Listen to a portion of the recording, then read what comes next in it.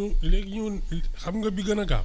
ñoom tey ñoo ne léegi TVA 19% la c'est plus simple. Mbadou. ah da ngay fay TVA ba pare tegaat ci 1%. waaw tey ñoo def benn yoon TVA 19% ñëpp noppalu ko non ça c'est pas méchant man non Baba. man li ñuy def ci kii man c'est ça ma seule question. Est-ce que ça se répercute sur la qualité de vie des Sénégalais vraiment su dee ñun seen lii ñuy jël day tax ba Sénégalais yi vraiment seen système de santé publique seen kiiwu éducation nationale ak yooyu si ça s'améliore vraiment j'ai rien à dire. maanaam condition de vie su fekkee daal yokku na. c'est fait pour ça c'est fait pour ça. améliorer bu baax àddina lu ne dafa am njëg. soo bëggee jënd oto boo xam ne vraiment doo soo pas diesel yooyu nga xam ne da ngay teg xaar moteur bi 5 minutes muy doog a tàkk di sa xët dafa am 2 chevaux am Porsche soo bëggee 2 chevaux nga xam nga waaw ay 500 000 lay jar. soo bëggee Porsche nag il faut sortir 50 millions wala 100. mais aujourd'hui xam nga yaa ngi wax peut-être ñu def lépp mu nekk benn mais xam nga dañuy ji TVA bi de côté ak peut-être 1% pour timbre bi. xam nga lii mooy dox kii nu mu tudd. doxu junxóob. dañuy doxee wet dañuy bañ ñu ne leen lii lan mooy doxee wet doxinu junxóob la. doxinu junxóob la gouvernement bi di doxee. non man ça c'est pas ça qui m'inquiète moi vraiment si ça se répercute sur la qualité de vie des Sénégalais. vraiment suñ ko yokkee sax c'est pas grave. mais nañ ko yëg ci suñu dundit. maanaam yow taxi bi amoo ci problème. non si les gens mettent les Sénégalais en condition de gagner leur vie. vraiment taxi yi moom du sax nekk waxtaan. mais nag problème bi mooy fi mu ne nii situation bi Sénégal di jànkonteel nii. yéen a leen fal de. mais loolu nga ñu mën a wax. mais Baba man yooyu yëpp waxuma ko xam nga ñun suñu dëkk bi xam nga lan moo ma ci gën a jaaxal. pour te dire le désordre et le manque de rigueur. seetlu nga ne circulation bi ñaari immatriculation moo am dafa am immatriculation boo xam ne ay DK ay SL bu njëkk ba. xam mu ngi daw ba léegi. waaw dafa am bu bees mooy yi ñuy def a xaw ma lan. waaw loolu seetloo ko dans quel pays on voit 2 systèmes d'immatriculation wala li ma wax c'est. mais loolu ça pose problème yow est-ce que yaa ngi naan ay garab. mais loolu ça pose problème. man yaa ngi naan sa garab. non man naanuma benn garab. man moom tubaarkàlla. yow meloo ni boobu. non meloo ni boobu. mais en fait dama bëgg wax ne yow li nga wax nii dafa am problème et puis day poser problème par rapport ak. mais attends 2 systèmes d'immatriculation dans la circulation. mais loolu mooy problème laa lay wax nii. pour te dire ñun le laxisme de ce pays. loolu seetloo ko. non mais en fait dama bëgg Ibou Fall parce que li nga wax nii dafa nekk loo xam ne dafa grave parce que aujourd'hui tey bu dee dafa am naka sulul noonu wala lenn loo xamante ne nii amee na ci oto yooyu pour nga def identification yi problème la mais déjà li warul am mooy ñaar yoo xam ne ci kaw même ci tali. wala ci même réew. dafa am DK xaw ma lan di dem kenn xamul ay 2000 et puis seen chiffres yi 4 la. mu am système d'immatriculation boo xam ne a xaw ma lan 3 chiffres la ak 2 lettres. mais peut-être du ñàkk ñoom dinañ ci indi leeral ñuy. non mais ça fait combien d'années que ça non mais transport bi.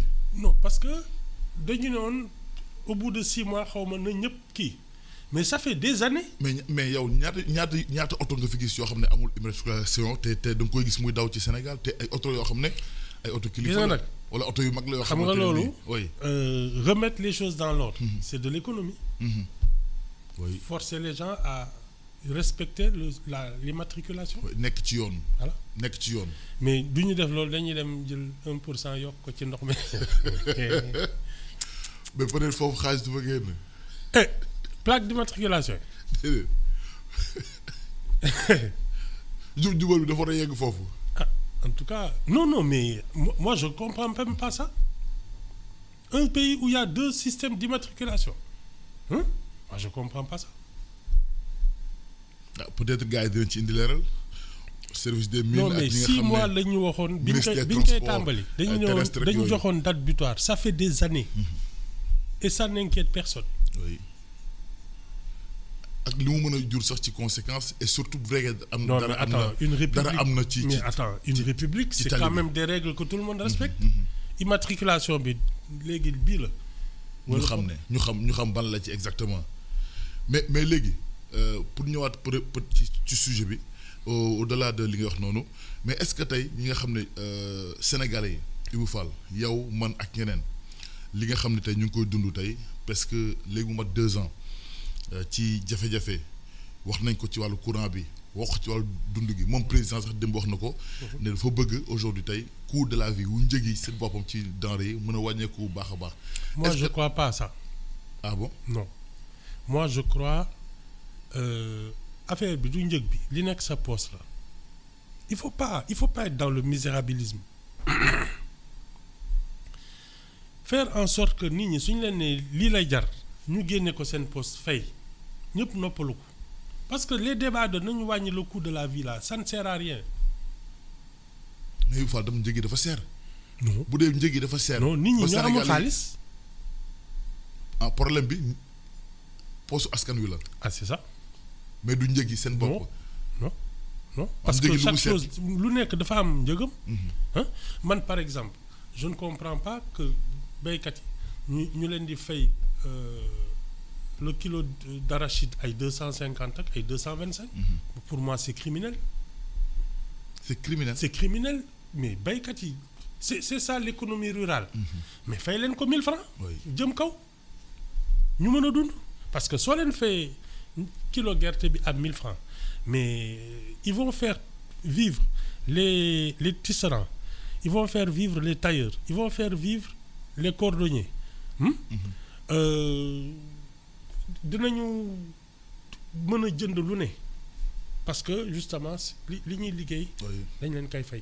kaw gi dina neex et puis loolu sax dina gën a tax ñoom tam ñu mën a toog foofu parce que dinañ loo xam ne déjà en 56 si mes souvenirs sont bons. La campagne que Senghor avait battue contre Lamine Gueye, c'était sur le prix de l'arachide. Daf ko yokkoon presque daf ko doublé. barigo junni. Ça avait fait un ravage d'ailleurs li taxoon sax. moom mu amoon doole ci biir kaw gi. c'est que chaque année il se battait pour que ñuy yokk le prix de l'arachide. En 56 c'était 50 francs. Normalement ça aurait parce que le coût de la vie s'est multiplié par peut-être 30. Donc aujourd'hui ci 1500 wala 2000 la war a yegg. surtout que gerte mën nga ci def lu ne. Absolument parce que mon produit li mu mën a def ba dafa bëri mais Ibou Fall aujourd'hui boo xoolee tey ci gerte gi wax nga ko tout à l'heure te aujourd'hui rek ñi nga xam ne tey campagne agricole bi ñu dëgmal ñoom ñëpp dañoo jaxle parce que lii mooy problème bi parce que njëg bi ba tey fu mu ne woon jógee fa. baaxul buñ ci yokk ay dërëm lañ ci yokk ay ñaar dërëm lañ ci yokk. ba tey 500 sax mënu koo jaar ci Sénégal. gis nga lu jaragul 500 nag moom. gis nga xaalis bi ñuy jox les familles là. bourse familiale ak yooyu. mais achète au bon prix les produits dugub. gerte mboq ak yooyu. nga xam ne c'est vraiment l'économie rurale. soo ci defee njëg bu baax tu règles le problème de la pauvreté. et puis ça va encourager la production parce que nit ñi. su leen wóoree ne nekk fii di dawal ay taxi te nga am tool boo xam ne mu ngi sa kii. soo ko bayee tu as 2-3 millions. da nga fiy bàyyi taxi bi dem. te loolu moo gën a gaaw pour egg ci souveraineté alimentaire. moo gën a gaaw sax ci xeex ndóol. y a que le travail qui peut faire mais nag il faut payer le travail à son juste prix. loolu rek la. oui te loolu moom présentement mooy problème Sénégal parce que loolu et puis ça ne date pas de. ci nguuru Diomaye. non. nguuru fi jiitu yëpp. non yëpp. yëpp c'est ça. peut-être excepté Senghor moom mi def peut-être yenn jéego. waaw ñoom durant la colonisation li taxoon ñu am gëdd ci kaw gi c'est parce que ils se battaient pour le prix de l'arachide. dañ doon xeex pour yokk ko tout le temps c'est ça. amul werante. mais tey jii nii juuti yi fépp juuti partout fan la mën a yóbbu réew mi ci ay conséquences bu dee ci lépp dañu nar a dem ba fay ci juuti Sénégal. man daal vraiment sama xam-xam yeggul foofu mais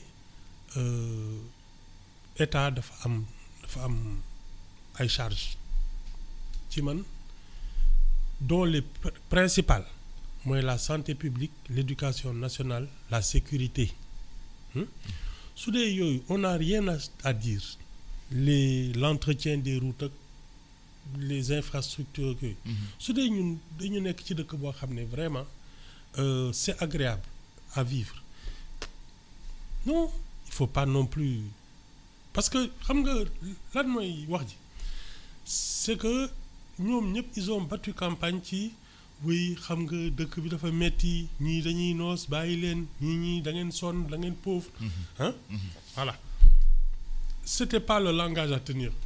Ah bon? Non, il faut encourager le travail, l'entreprise. Il faut encourager les gens à gagner de l'argent et travailler dur. C'est la seule solution à la pauvreté. Amul leneen. liggéey rek kay amul leneen. Non. Kon Abdoulaye Wade avait raison. Ah oui. Il faut travailler. Ah oui. Non, ça nag c'est son plus grand discours et c'est son premier comme chef d'État. Boobu le message a frappé et c'était le bon. Il faut travailler. mais message la boo xam ne Sénégal duñ ko gaaw a dégg wala yenn ci Sénégal duñ ko gaaw a dégg parce que am ñoo xam ne vraiment ñoom liggéey rek la ñu gëm. xam nga ñun on a cultivé ce que sama benn xarit buy bañ ku ko tudd a appelé l'économie de la pitié. L'économie de la pitié oui. waaw yërmande way ñun xam nga on est pauvre. yërëmtalu yooyu waaw yërëmtalu kii machin ñaar même l'État sénégalais day wër di naan vraiment dimbali leen ñu parce que nous sommes des pays du tiers monde xam nga ñi ñaaña sénégalais yi waaw vraiment suñuy wane ay kii dañuy wane ay taalibe yi sonn. ay kii yenu ay ndox. naan kii vraiment dëkk bi nit ñi dañ sonn ñi ñaa jooytu. Ça ne marche pas et c'est pour cela que personne n'a envie de rester dans ce pays. ñëpp bëgg dem ñëpp bëgg génn. Mais attends, un pays qui n'a pas d'avenir, qu'est-ce que tu fais ici? Mais réew mi amul avenir pétrole réew mi am pétrole Ibou Fall ak gaz nit ñi yaakaar ne pratiquement loolu su ñëwee tey suqali ko dina am yaakaar dekkiwaat ci Sénégal. Ce ne sont pas les ressources naturelles qui font la richesse d'un pays, c'est la capacité à les exploiter. Dafa am dëkk yoo xam ne amuñu gaz amuñu pétrole amuñu or amuñu dara. Mais dañuy jënd matière première transformer ko jaayaat la ko. Suisse dañuy jënd cacao defar chocolat jaayaat la ko ñoom duñ def cacao.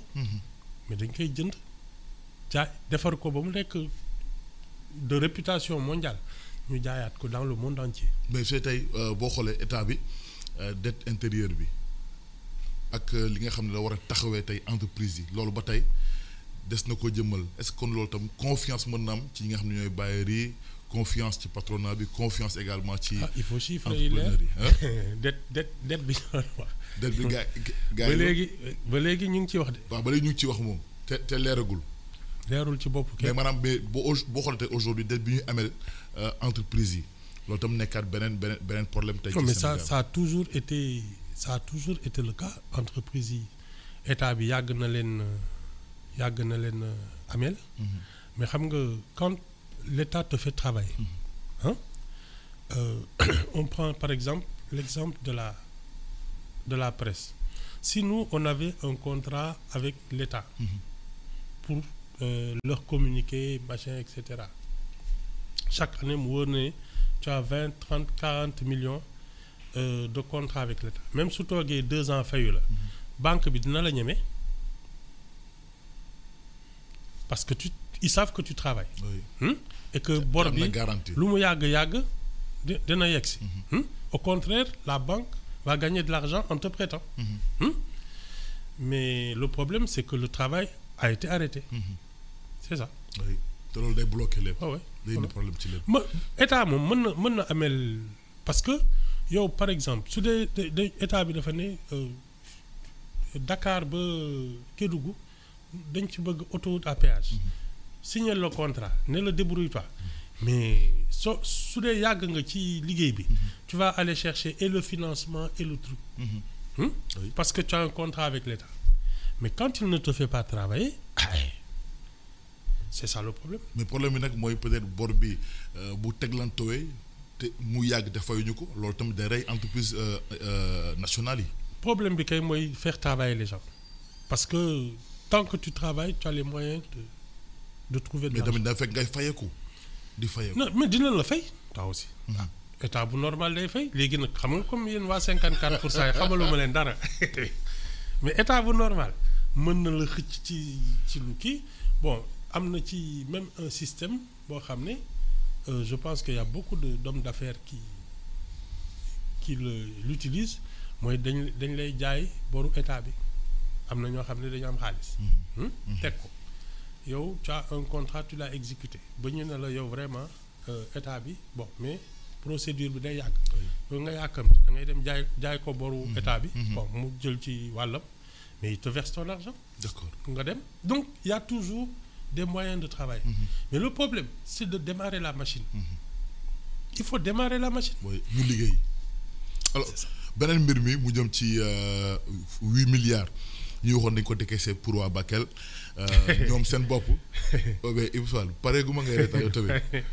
ah d'accord problème 8 milliards yi. ah dama gis ne dafa am benn maire bu génn naan si sama dëkk waxuñ ma dara ma ne xëy na gars yi dañuy encaissé ne tekk xam nga fii dañ la wax lépp mu mel ni le mandat. mandat bi moom gars yi gisaguñ ko.